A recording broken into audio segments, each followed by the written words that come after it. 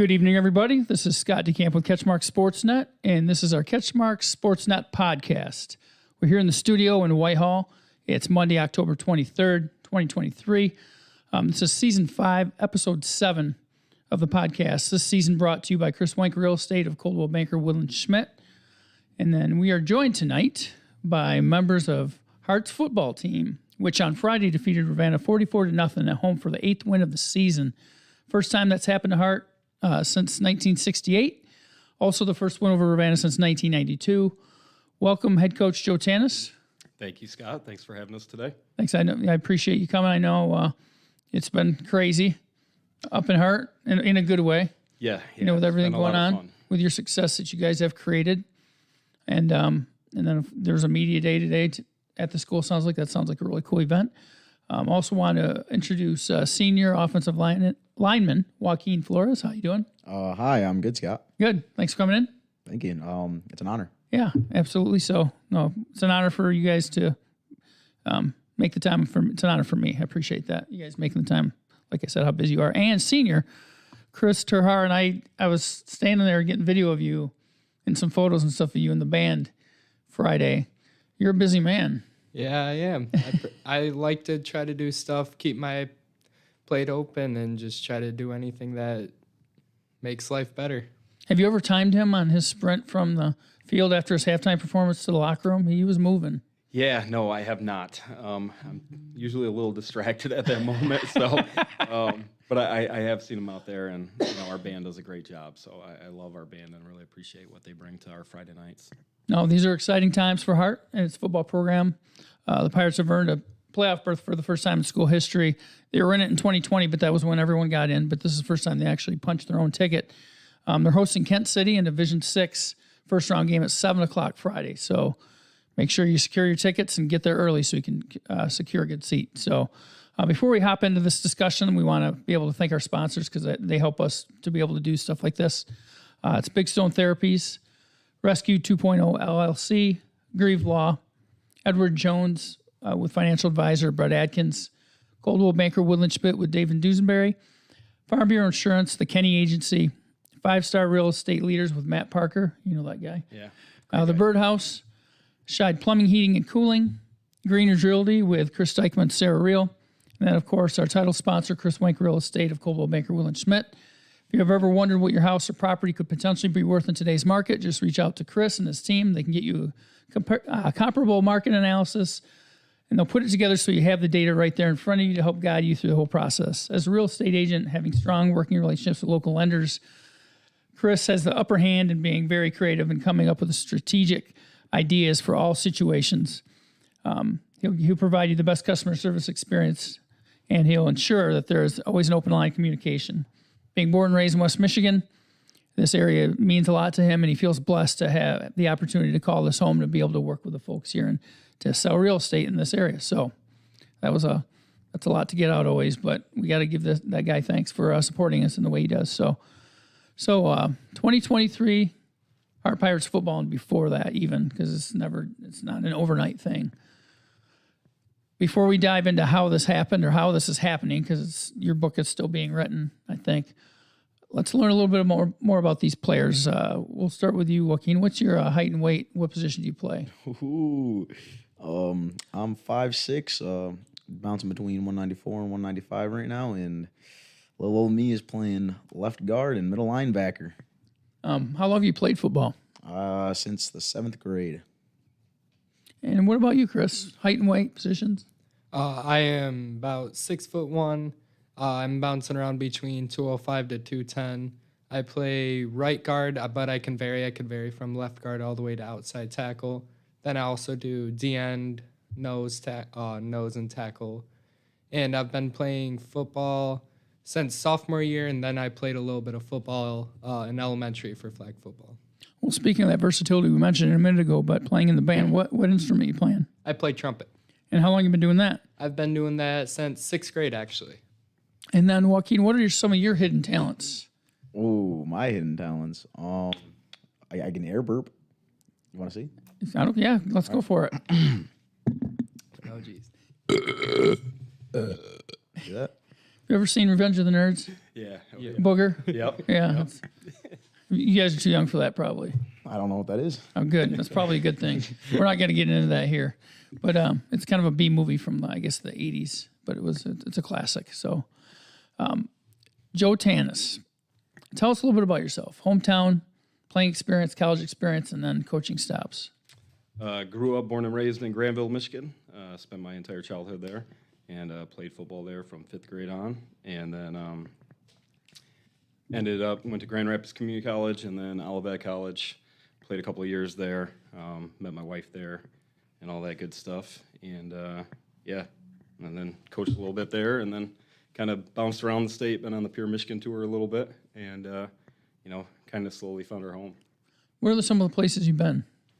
I started out helping at Olivet, and then I went to Galesburg Augusta for a year, and then Northern Michigan University for 2 years, and then Napoleon High School for a year, and then Muskegon Orchard View for 7 years as a head coach, and then 1 year at Ravenna with Doug Samuels, and he left, and then I ended up at Wyoming for a year with my high school coach, Coach Sigler, and then he ended up stepping down after a year.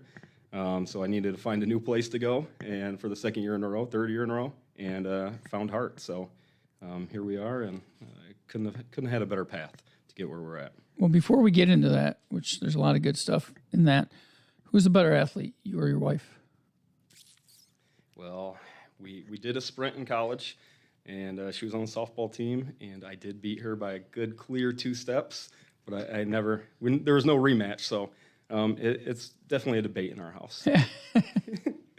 Who do you trust him? Do you believe him or not? Do you think he did? Think he's better? I don't know. Haven't seen him in action. Only one of them's in the Hall of Fame.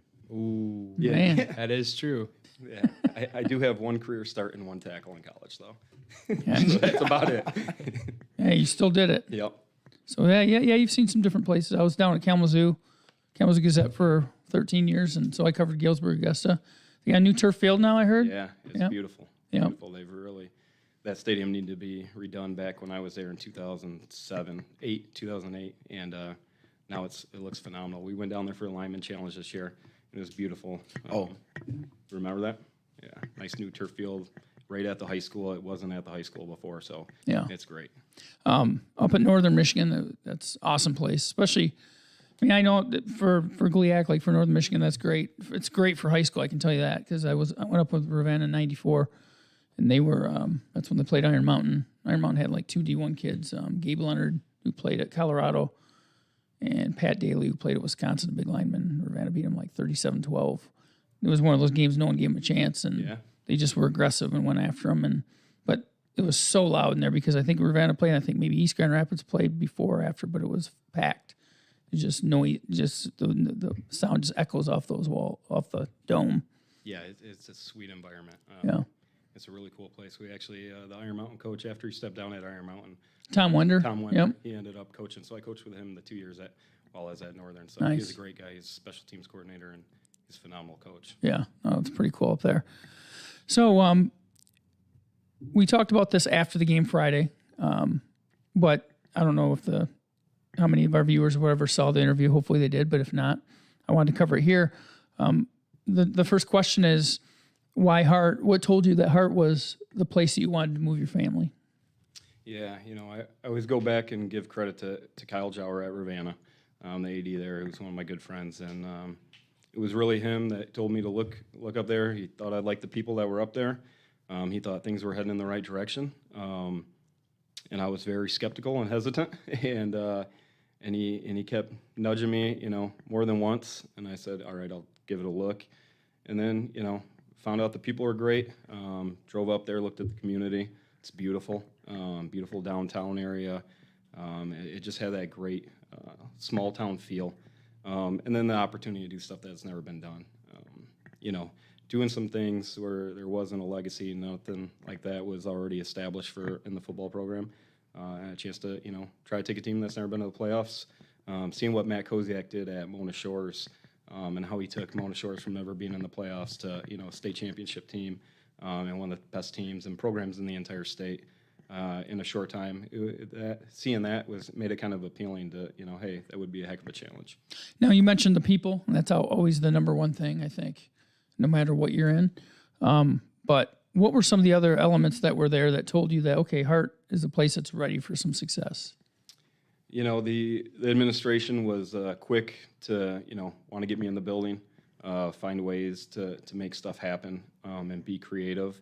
And I felt like that was going to be necessary if I wanted to, try to take on this program and take on that challenge.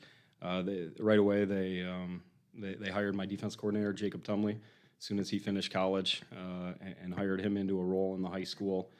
So I got one of my top coaches already in there, and then there's some good coaches already in the building and stuff that I think I could recruit. And I got Dean DeVries, who's our elementary PE teacher, who's a Granville guy. I didn't know him. He's a little bit younger than me. And he's All-American punter at Hope. I know he's going to love that I said that. And so, there was, a bunch of things, and they wanted to win. And the superintendent's vision and our principal at the time, who was a former football coach, who had taken a team up in the UP to their first playoff appearance ever in school history. And then our athletic director, Tim Hertzler, after talking with him and seeing for him it was about making better people. That was his big thing. So I didn't feel like I was going to be judged as much on the wins and losses, but more on, making an impact. And, I thought that combination of all those factors coming together with seeing some of the kids we had in the school and, the success of our wrestling program. I looked at that right away, and you look historically across the state, and you look at all the top wrestling schools, almost all of them have a good football program. So, I said, why can't Hart have a good football program? And then, obviously going to the West Michigan Rivers, there was the talk that was happening and that was coming up. So it just made sense. It seemed like a good fit for Hart and a great timing for everybody. Yeah, exactly. So you guys, when did you guys meet Coach Tanis, and what were your first impressions? It was year 2021. I was first coming into football. Joaquin actually was the one who introduced me to the high school football. I was just one of those laid-back kids who tried to keep his grades up, didn't do much. Joaquin introduced me to it.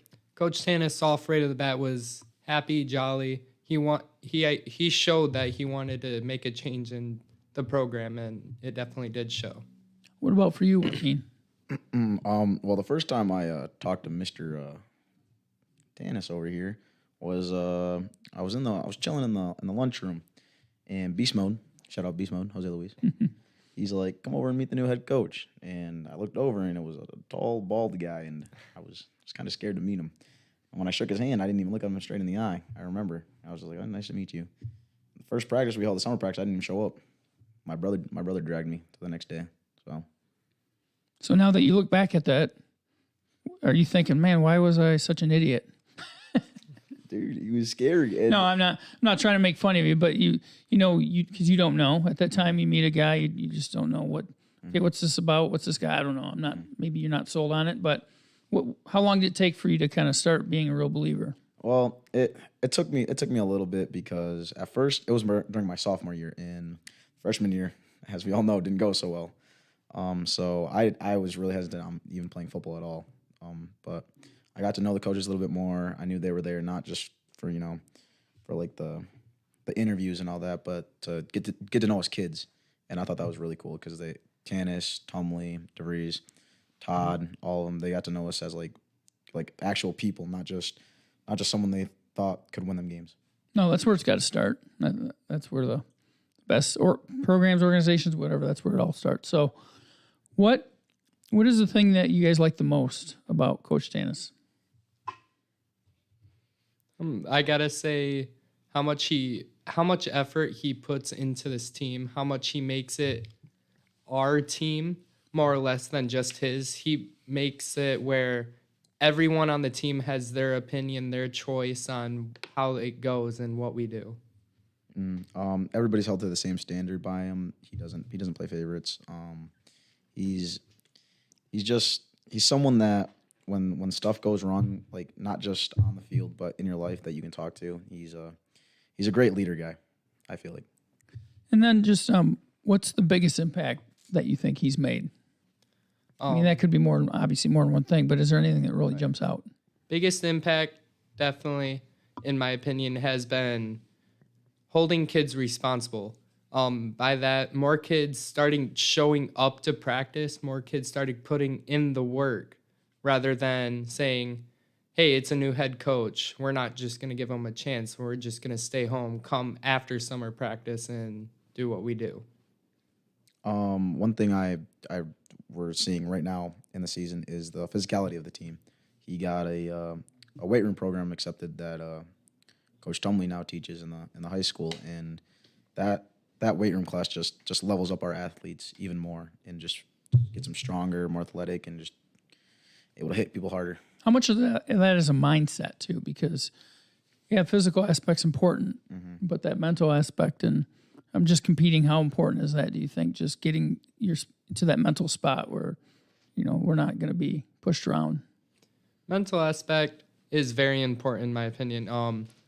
If you go into a game saying, oh, we're just a typical Hart, we're just going to get bullied and demolished straight in the first quarter, that's going to happen. But if you feel that you are the dominant team there, if you feel like you are able to do something, something will happen, something will change, and you definitely show it. Yep, and anything worth having is you got to go through the difficult. It's the struggle, right? Because I know you're a process-driven guy. We talk about that a lot here at CatchMark. It's about the process, not the result. If you go through the process and you have your systems in place and follow them, then you're going to the results are going to come more often than not. Yeah, definitely. Are you getting a little choked up there, Coach? No. Okay. Yeah, maybe. No. No, I understand that. If you are, it's great because that's what it's about. Yeah. By the way, you got a comment on here, so I love Joe Tanis, Eddie. Our boy Eddie. So anyone else that wants to comment, Eduardo. feel free. That's what that's for. We want to hear your questions, comments, etc. So anyway, sorry for interrupting. Yeah, no, you're good. It's about having a process. It's you never arrive. That's the biggest thing, right? Like life is a journey, and you embrace every day, and we try to be grateful for every day we get. We try to have the get to, not the have to mindset. We got to practice today when a lot of people weren't. So, just try to embrace the journey and just understand like a new challenge is always coming. Yeah. Once you think you reach one goal, like it doesn't matter. Something else is going to pop up, and that's just the way it works. So, like, just understanding that you never arrive, and it's a process and a journey. And if you got a growth mindset, then you believe that if I continue to work and I continue to put in the work and the effort, that I will continue to get better and better things will come. And I think my journey kind of allows me to preach that, and stay that course, because it wasn't easy and it was a long one to get here. And just one good season or whatever doesn't mean we've arrived. It's just one good season, but you got to be grateful for it, because they're hard to have. No, and you've gone through your adversities as a coach and as a person, I'm sure. So, so we read a lot here, and that's a lot of things you're saying are a lot of things that I hear all the time. One of just different books we're reading is Atomic Habits is another one we're reading Great now. book. Just getting 1% better every day is the whole thing. I don't know how often you guys hear that, but it's so hard to keep that in mind, because for me, I've always been kind of a perfectionist, and I want it right now. If it's not perfect, then you get frustrated. You're like, how come this isn't happening or whatever? But it's so hard to keep that. But if you stay the course, it happens, right? Yeah, it's the small habits that add up, and we say all growth is Small, slow, and daily. Mm-hmm. Yeah, from Tim and Brian Kite, and a big fan of the James Clear Atomic Habits book. That's a great one for people. So, but for me, it really comes a lot of it's the Ryan Holiday stuff, the Stoic philosophy. I think that's what that's on their book list too. Mindset. I read Mindset. That was good. Yeah. A growth mindset or a fixed mindset. Yeah. Well, ego is the enemy. The obstacle is the way. Courage is calling. He's got a series of them, but I think that's the ultimate control. What you can control. And worry about your response to everything.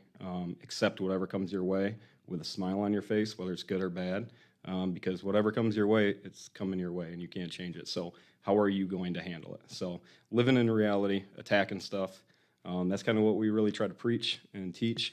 And we fall short ourselves at times, and we try to, And we all do. make sure that's an example for the kids and own it. We all do. By the way, another comment, Sean Hadke, former Montague star, says, good luck, guys. So you got a guy rooting for you there. Awesome. So how much did have these lessons you think sunk in terms of, you talk about these mindsets, these books, just these passages, and just the processes and standards that the coaching staff setting. How much has that sunk into you guys think? Oh, a lot. I've had people on the team, much like team captain Connor Edwards. He's written about some of the stuff we learned. The Twin Thieves is a book that we read before practices. What's that about?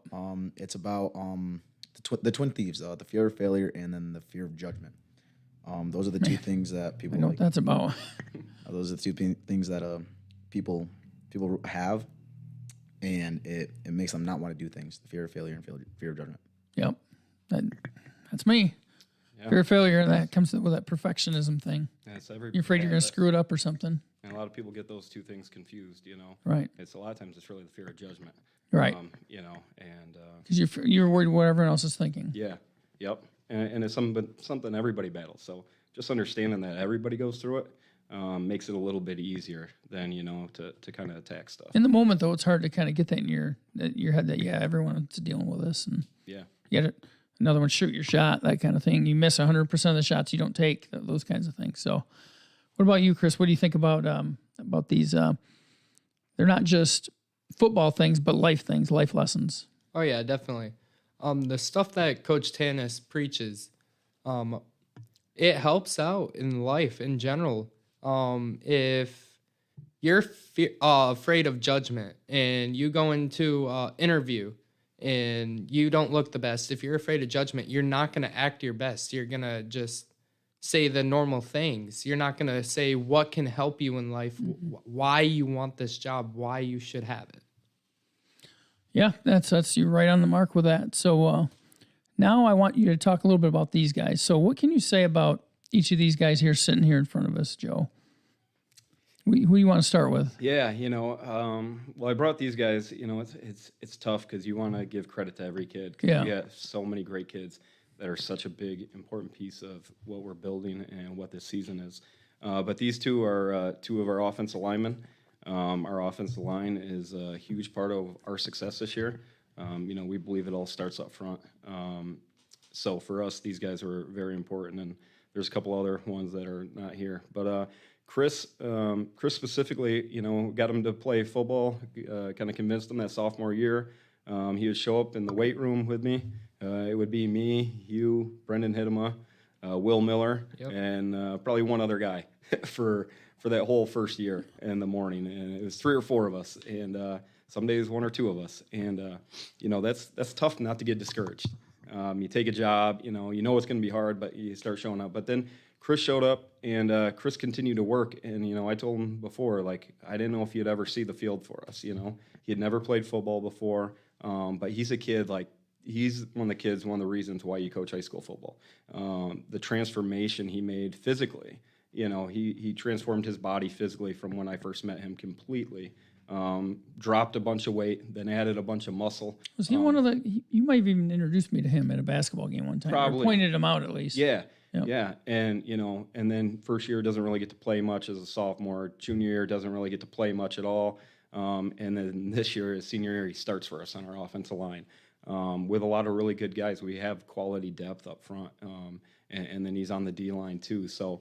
And then you see the confidence, he might not see it the way I see it, but I've seen him change his personality, become more outgoing, and that's the fun stuff right there. So he's a kid that's always giving back, always the first to jump up and help other people. And that's kind of one of the core values of our program is giving. And so he's a great representative of that and growth. And grit. So it's a lot of fun to see. And then Joaquin, man, he's your ratings are going to go up every time he talks. He's got some personality. Yeah, he's got great energy. But he's a kid that his work for everything he gets. Nothing has come to him, and he's continued to work and attack everything. He's 5'6", bouncing between 194 and 195. So we're not very big, but they don't get any tougher than him. And he's really kind of the heart and soul of one of our, a big part of our program when he's on the field. And we lost him early in the year last year in the first half against Fremont. He was our middle linebacker and on a guard, and he went down, and we lost him for quite a while, and it was tough for us. Not having him out there, vocal leader, quarterback of the defense kind of stuff. So he's a kid who's, again, come a long ways. Coach Tumley told him he'd never start at linebacker in our program his first year when he met him, and here he is, and he's one of the best linebackers in our conference, and he's a lot of fun to watch, and he's just a kid who gives us everything. So, just blessed to coach both of these guys. Sounds like another reason, one of those success stories of coaching high school football. Yeah. So Our just team see is the full growth. of them. Yeah. Yep. You just, not saying we had a part to play in all of them, but just seeing the growth, it's the rewarding part that makes you want to do it because it's a lot of work. You better love it. So you're talking about the offensive line a lot. You got the guys that are on key parts of the offensive line. Tell us a little bit, if you guys want to talk about your style of offense, a single wing. I remember it way back when for, I think, Menominee, when they were running it with great success. Where did you pick it up, and why did you implement it at Hart? Well, I knew we weren't going to have just better guys every week. And I knew, so we couldn't run the spread. At Orchardview, I learned the hard lesson of switching offenses quite a few times. And that was partly driven by the coaches I had around me. And I was a defense coordinator. But I learned that I didn't like being late in the year and teams loading the box on us and playing cover zero, and we couldn't run the football. Yeah. And I didn't want to ever be in that spot again. So I knew I wanted a run-based offense. I knew it wasn't going to be the power T or anything like that. It's too regimented and rule-oriented for me, and that's not how my brain works. So, found the single wing. It's creative. It allows us to be creative. I feel like our kids have ownership in the offense. They make suggestions. We're not very technique-driven. We let kids kind of be free and do some different stuff. We try to keep it really simple for our guys up front, and then it allows us to get more guys at the point of attack. So everybody in the spread offense talks about getting a +1. Well, there's a lot of times we get +3 because our quarterback's the lead blocker, and we pull. Did you see the quote from Eagle that I had in the story? Yeah. It's like, when you got a linebacker and you got 3 guys coming at you, you're trying to take on those 3 guys and shed those blockers. I mean, those numbers aren't in your favor. No. So, you got the quarterback back there, so he can lead block as well. And that just adds, everybody else hands it off with their quarterback, and now that guy's gone. So, and then the other part of that's the deception. It allows for a lot of misdirection, a lot of deception. So if you don't have better athletes all the time in every matchup and you want to beat people who might have a little bit better guys year in, year out sometimes, I think that the ability to outnumber them at the point of attack or slow them down with the deception so you can kind of slow them down. So I think that's what's really kind of allowed us. We're in year 3 of the offense. The offense has grown a lot from our first year, and I think you kind of see the explosion of it a little bit this year because we've been able to layer and add wrinkles to it every year and kind of build onto it, and these guys just kind of own it now, so it makes it a lot of fun. How much have you guys noticed in terms of how different is it maybe than previous stuff you've done, and how fun is it? Obviously, winning's fun, and having success is fun, and moving the ball on the ground is fun and necessary when you're playing in Michigan, especially in the playoffs in Michigan, in the fall, when the weather starts to turn on you. What do you guys think of the offense? Joaquin? Offensively, I think this is probably the funnest year I've had playing offense. I'm not really an offensive type of guy. I tell Tanis that all the time. I don't like playing offense, but I do it anyways because I pull a lot, and pulling just gets me tired. But just seeing our linemen like Chris DeHaar, me, Hollis Rockwell, Adrian and Ivan Lara, the Lara brothers. Oh, those are some dudes. Just absolutely earhole people all night. It's just extremely fun to watch. Even when I get my block, I look over to my right. I see Ivan Lara, Adrian Tice just boom, boom, pancaking people. It's exciting to see. What about for you? Same thing. It's a physical way of the line. you just have the full right side just blocking down. So the quarterback or the running back or whoever has the ball is just able to run around that wall of humanity, as Coach likes to call it, the wall of humanity. It's just a way to make it easier and simple.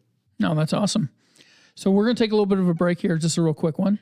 Allow you guys to kind of use the bathroom, whatever we want to do, but we'll be right back with these guys.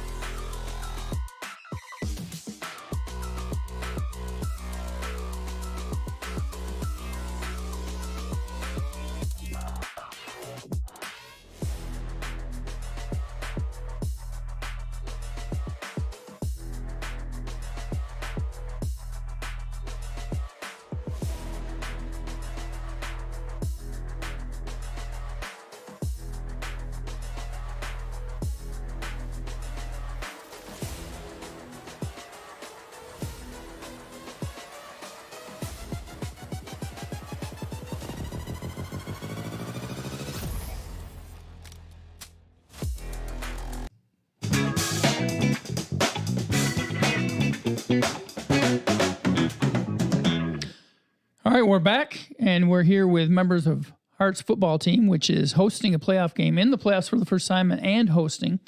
The 8-1 Pirates are hosting the Kent City Eagles 7-2 this Friday, 7 p.m. Should be a great night. These guys are one game at a time, but knowing that if they play as they're capable, taking care of business, then who knows how long that road may go. So let's start there with the excitement in the playoffs and everything with just the synergy. I kind of want to talk about that, touch on that. I think that's important, what's going on at Hart, and that's been going on for a couple years now, I would say, or more. But the synergy at Hart with the athletic and academic successes, how cool is it as players to be kind of central parts of that now? Because obviously in Hart it's been the running programs, with cross country and track, and then wrestling's been more than holding its own for quite a while now. But basketball, girls basketball, and then boys basketball this year, but now football. How cool is it just to kind of be in a central role in that now? You want to talk about this? Or you want me to? You can. You can both. Okay. All right. All righty. Well, years past, I played on the 1-8 Hart football team. We just constantly get like I don't want to say this, looked down upon by the other sports teams because we're not just seasonal success or seasonally as successful as the other teams are. Mm-hmm. So even last year when we went 6-3, there was still some kids in the school that didn't really you just beat like really bad teams and you're not that good. So I think this year, like Tanis said, it was a respect tour. Not only to gain respect from the other teams, but to gain respect from like people in our school as well. Because like you look at the cross country team, like you said, there are plenty of successful athletes in there. You look at the track team, plenty of successful athletes. The wrestling team, plenty of successful athletes. And for Hart football to now gain that respect is just it's exciting. It's exciting to hear and exciting to see. How much of an uphill battle was that, do you think, Chris, to get to this spot? It was definitely an uphill battle. As Joaquin was saying, it definitely was a respect tour. Back in the day, Hart didn't have that much respect. Former football player Gus Gale, that he's back when he played, they didn't do so well. Not much Hart teams did back in the day, but it's because that a Hart program started building, and now we're today, and we have the respect that we've earned. How do you instill that belief, Joe? You've got to have success. You know, we, Yeah, the chicken or the egg type thing. yeah. You know, I think you gotta convince people, like, if we put in the work and we do things the right way, the results will come, right? But you gotta focus on the process, and you gotta be able to have a healthy perspective, because it's not gonna happen overnight, and it's not gonna be, you know, everything's not gonna be easy. Some of the challenges that Hart has always had, we still have. You know, some of those same battles are still there, but we just try to approach it differently, because I feel like there's an answer for pretty much everything if you're willing to be creative and think outside the box. But yeah, I think you just got to change the way people think, and you got to change the perception of the program and the players' minds. You got to change the way they feel about each other, and you got to change the way they feel about the coaches. And once you change the way people perceive stuff, then you got an opportunity, because then the response is going to be different. So, you know, that's what we're looking for. And that's kind of what we've slowly done. And these guys have stayed the course, and it's kind of happened, you know, how you would hope. You know, 4-5 the first year. We had a huge upset over a very good Kent City that year. We probably shouldn't have won that game. That's one game that we've won that we probably had no business winning. And then 6-3 last year, but you know, we got in the big games and we didn't show up. And then this year, you know, we've been trailing at halftime at Olivet College over to our bus ride with Stockbridge, and you know, Fremont was an 8-6 game from the first 2 drives till the very end. So we've had some games where we've had to battle. And we had 2 games last year in the fourth quarter we were trailing, and we came back and won. So, you know, I think these guys have just believed and put in the work, and we've been blessed with the results. And obviously our conference change helped us, right? We're not going to sit up here and act like that didn't have. Well, I mean, yeah, to do with it, but you're playing definitely schools, helped. yeah, maybe more your size, and Yeah, that always helps too. But it's really hard though. I mean, as far as sticking to something, because a lot of people give up when it gets tough, and they just don't see that it's going to benefit them.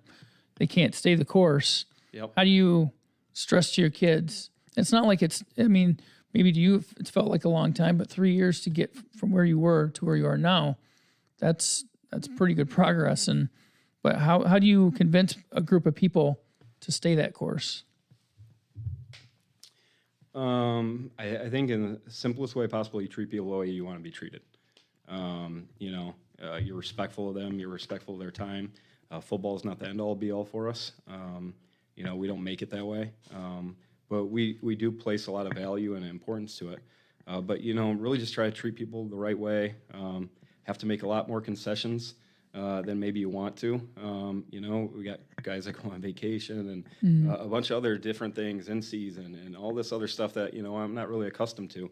And I didn't grow up in an era where that was something that, you know, existed. Coming from Granville, we won a state championship when I was in 8th grade. So we had some high expectations in our program. So I think you just got to be flexible. You got to look at the big picture, what's really important. And it's developing people and just being around them and enjoying them. I think if you enjoy people and enjoy being around them, I think they generally will typically enjoy you back. Has it been a bit of a roller coaster, just the process, just because you're going to have your ups and downs? And I mean, has it been that way? And if so, what convinced you guys, okay, I'm buckled in and I'm staying in for this? Well, it's just the coaches,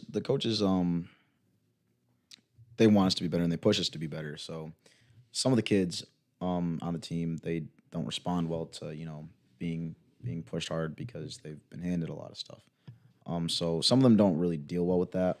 Other kids, most of the kids, in fact, they've been through a lot, and just how the coaches treat them with like the utmost respect, and they're there for them for everything that they need, what they want to talk about and all that. They just that attaches them to the coaches and just makes, like, that's a coach you want to play for. That's a coach you want to help win. That goes back to the whole, I think people care more about, they need to know that you care rather than, knowing what you know, care to know what, I'm totally kicking this around.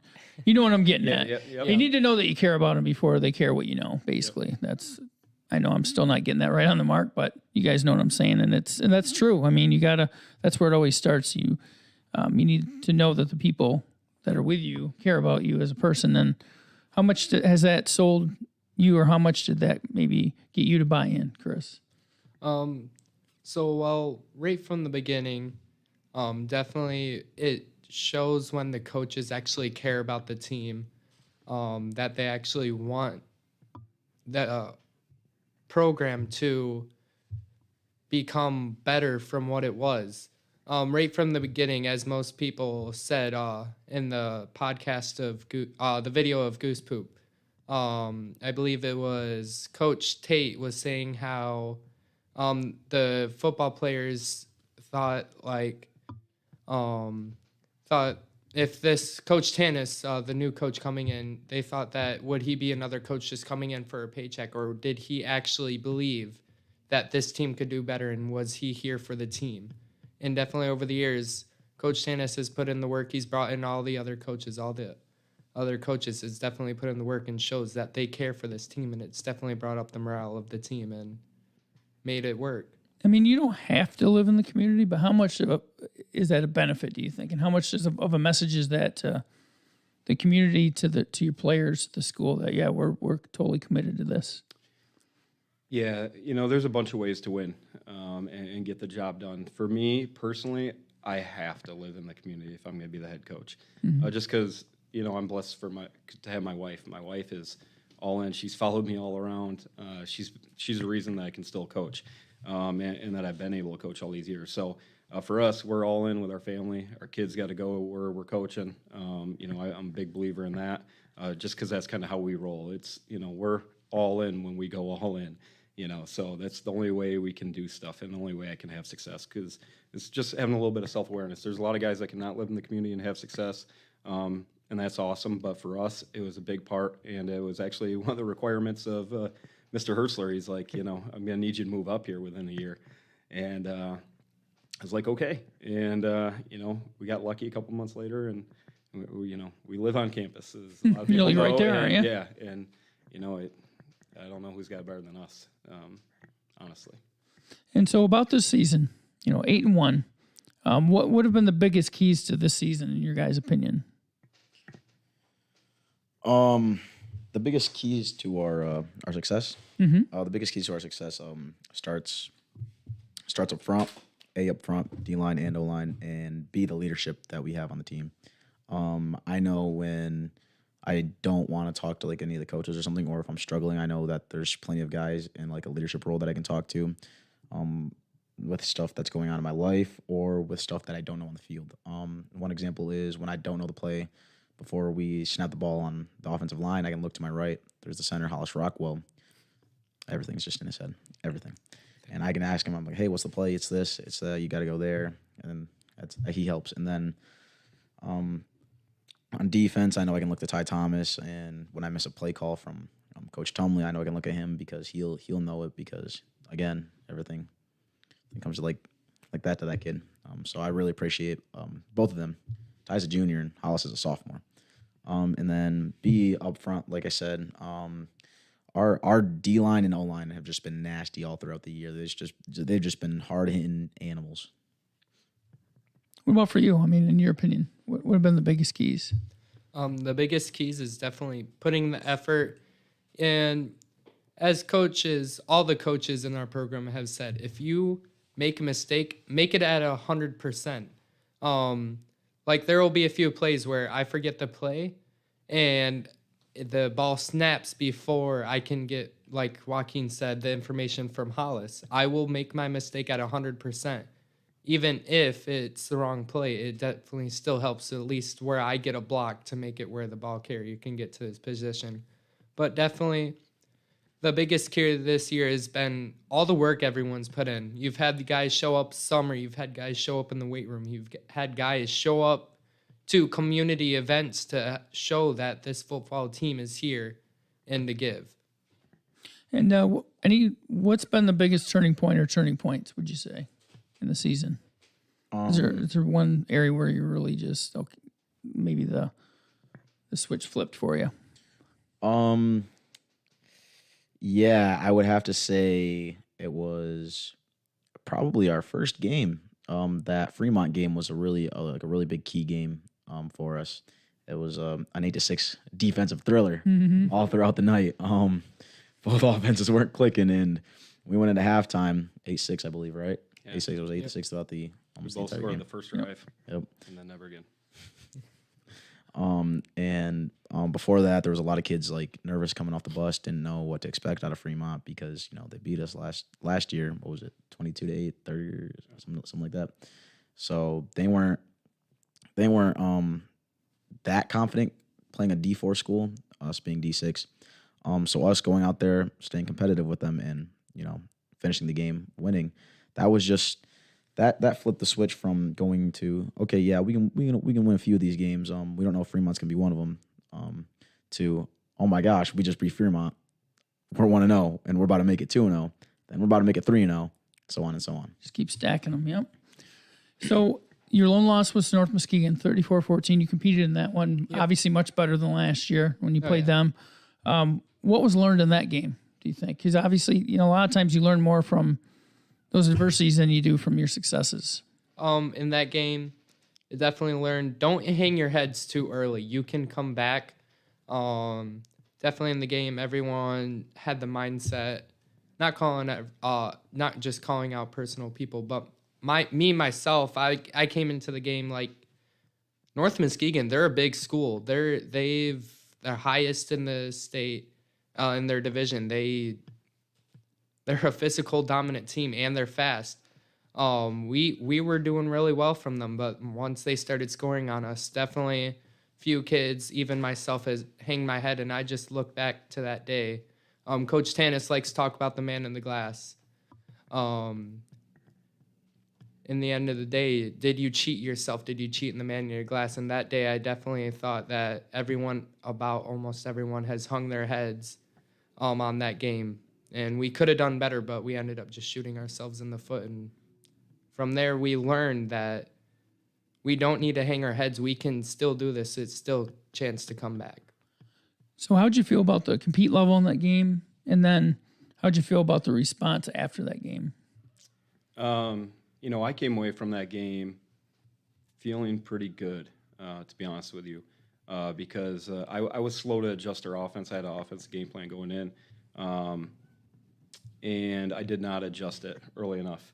And then when we kind of made some switches back to more of our basic stuff, we really started moving the ball pretty well. And we were able to match some scores. And we had some opportunities. They scored on a 4th and 11, and they had to go deep in the playbook a couple times on some big 4th downs to convert. And we dropped, a touchdown or two. And we had a few plays that could have went the other way. We learned that, hey, like, we can compete with these guys. Their speed is incredible that they have across the board. They're the fastest team we played all year by far across the board. So, we knew they're very talented. But we came away feeling, I think, hey, we're getting closer because, we've had a year of that weight training now with Coach Tumley. So, now we're into year 2 of it. And we know that's where we're going to make our gains. Is in the weight room. That's a big thing. And then we got powerlifting now too. Jason Worley came over from Montague, and he's in the powerlifting program. Joaquin is and loves Coach Worley.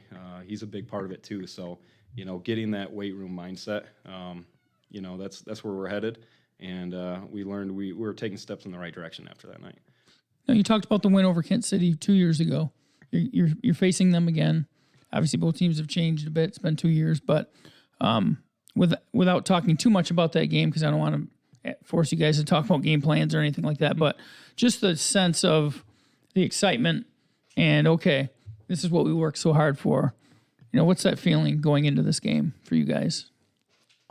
It's a feeling of, we proved everybody wrong, and this is just another game to do it once again. I mean, I seen this one Facebook comment on Facebook that said we only played trash schools, and it irked me. Oh, it made me so mad. Because everything that we worked for, some guys just talking trash about us and saying this nonsense. But I think the beauty of it is you get to prove. I mean, just on the field, that's where you can prove it. Yep.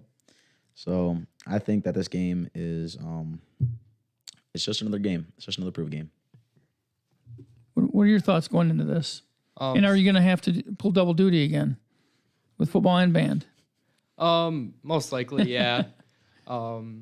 like Joaquin said, it's just another game to show what we are, who we are, and another game to show what respect we want. Other than that, just as Joaquin said, I don't have much to add on to that. I know you've been to Ford Field several times for the state finals. I don't know if that's an annual kind of pilgrimage for you if you get there almost every year. It was growing up. One of my good friends growing up, his dad would take us. Tom Wortman, he was one of my youth football coaches, starting in 8th grade when Granville won the state championship. We went down there for the entire weekend, stayed for all the games, and then he took me all the way through my high school. So 5 straight years I went with him and his dad and brother, and we went there and watched every game, and so I saw some great games. So yeah, I was kind of hooked. Kind of loved that whole experience, and I've made a lot of trips there. After that, recently I haven't been there as much. With my kids being young and Thanksgiving being a family time, and so it's been a little bit tougher to get there. But hoping to go back soon. I was going to say, how often have you just sat there in your seat just thinking, man, Yeah, how awesome it would be to get there someday? Yeah, no, definitely. My Thanksgiving is my favorite holiday. People know that when the Lions game's on, like I'm usually hiding from the rest of the family in my own room watching the game. People think I'm pretty antisocial, I think. And then, I kind of base everything those next 2 days of, I've sacrificed probably more than I should admit a lot of family time to be locked up and watching those games while everybody else is doing stuff around me. So, yeah, it's definitely a lot of fun. It's, obviously this is the pinnacle of high school football in the state of Michigan. And so more about these players here. When did you guys say you met each other again? Did you say when you did and what your first impressions were? Of Coach Tanis or No, you guys. So we actually met each other in the first grade. First grade, actually. yep. Yeah, we were like the best of buds actually in the first grade, and then I moved away for a little bit, and then we just moving away, grew apart. Yep, grew apart. He came back in 5th or 6th grade. 5th grade, I believe. Yep, he came back in 5th grade. I grew apart from that old friend group from Connor, Joaquin. I stayed friends with our mutual friend Hobie, but I grew apart from them because throughout middle school, elementary and stuff, you just grow apart from friends. But throughout middle school, when Joaquin came back, he recognized me. I recognized him. We started to grow back together. We started talking more, started becoming that friend group we were before in 1st grade. In high school, it definitely clicked in that sophomore year, and definitely we all Them Call of Duty lobbies were fun. yep, but definitely. What are your guys' future plans? My future plans, I applied to Baker College, waiting for answer from them. I plan to go into culinary arts as my major, business and accounting as my minors, and I want to open my own restaurant. If I can, I'd love to see if I can get another college to accept me, because I would love to keep playing football. I wish I would have done it sooner in middle school years and elementary. So I'd love to get in my college years, but I know that's very hard, and most likely a lot of people aren't accepted. It's very rare, but I'd love to, most definitely. Other than that, I'd love to open my own restaurant and just do what I love. I love cooking. You might have a guy with some college football connections. Yeah. What about you, Joaquin? What do you want to do when you, quote, grow up?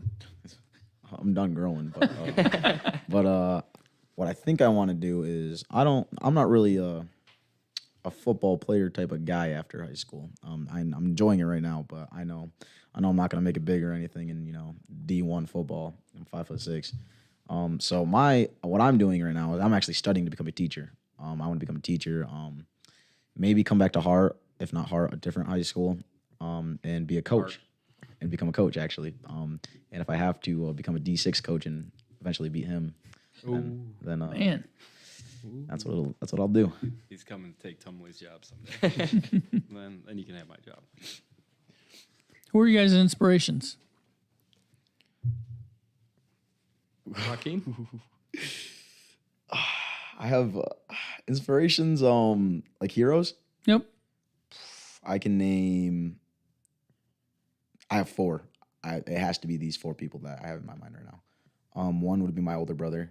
My older brother, he's there for me. When he played football, he was a way better athlete than I was. And then for my second one, it'd have to be Coach Worley, the powerlifting coach. He's just the guy got me to to move some heavy weights. The guy got me to move some heavy weights, and I really appreciate all that. And then my other two would have to be one, Coach Tumley. Without him saying those words to me, I would never have pushed myself to be as good as I am now.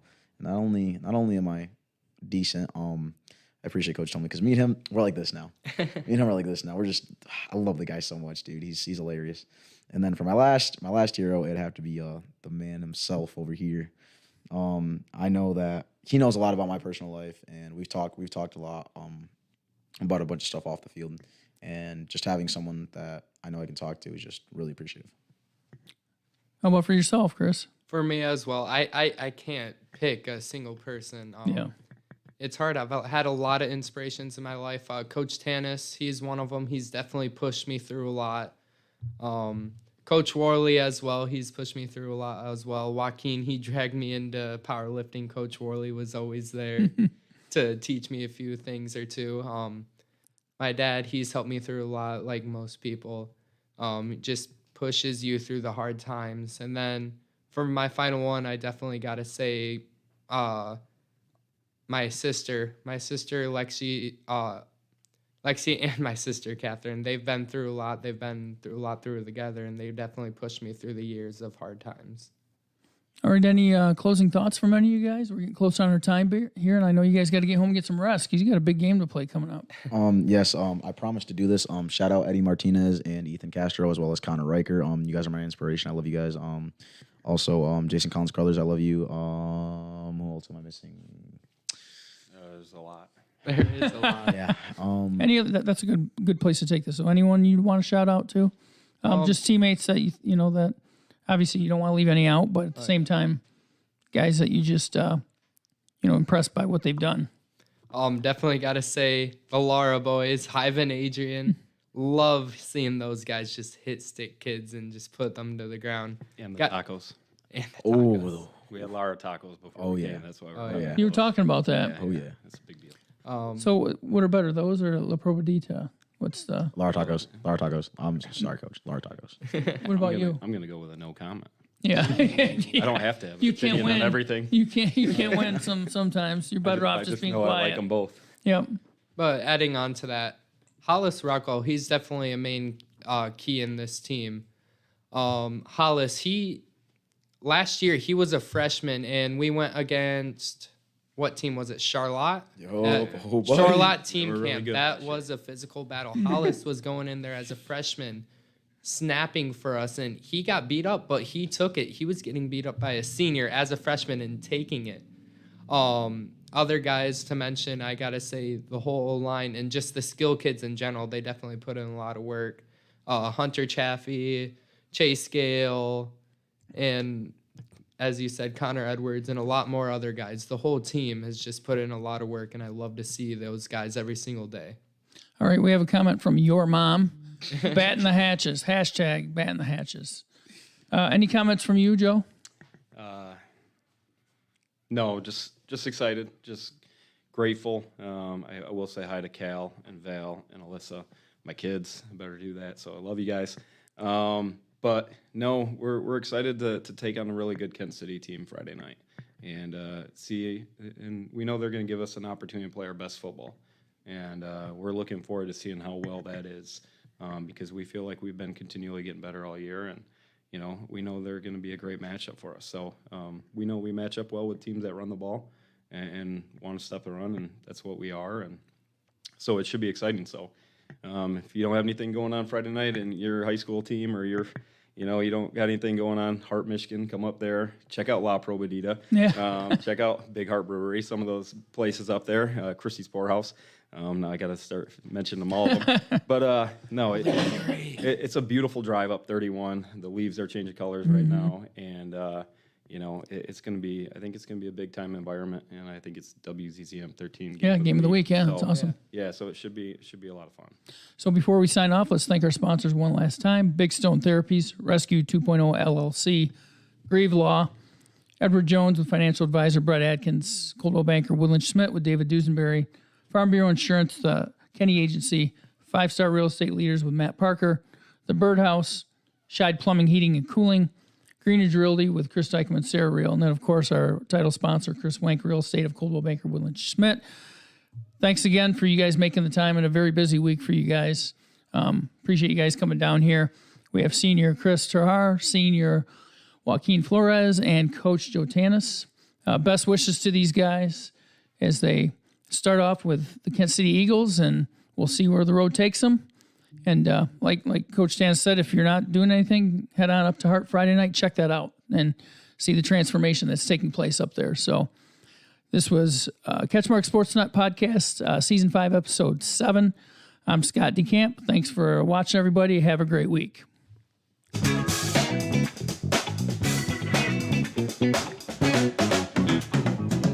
By the way, two more comments. Jose Torres, Joaquin, what about me? Love you, Jose. Ivan Lara, yep. Roberto Antonio Torres Jr. And then Cram. We're going to end it on that. Good night, everybody.